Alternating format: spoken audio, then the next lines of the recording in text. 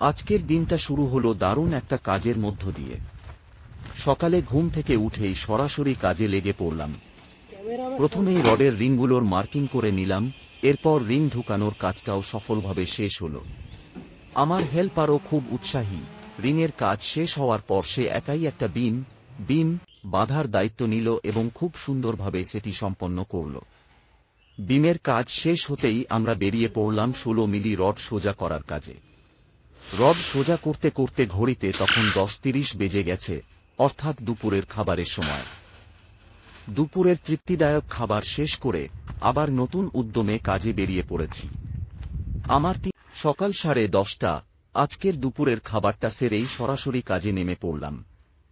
সাইটে গিয়েই শুরু করলাম ভীমের বিম কাজ।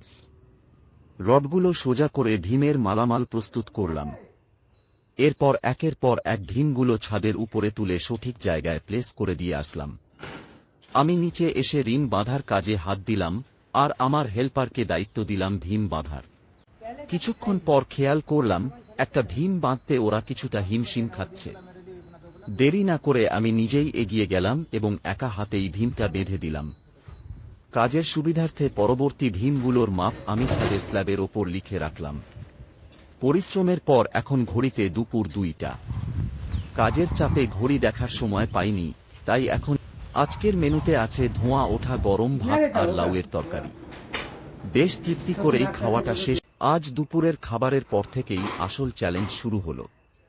সাথে দুজন নতুন লেবার ছিল, যারা স্টিল বা রডের কাজ সম্পর্কে কিছুই জানত না।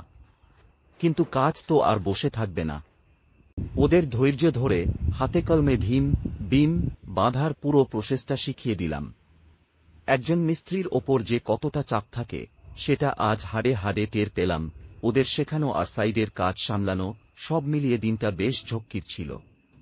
তবুও দিন শেষে যতটুকু ভেবেছিলাম, আজকের মতো কাজটা সাকসেসফুলি কমপ্লিট করতে পেরেছি। এটাই বড় শান্তি।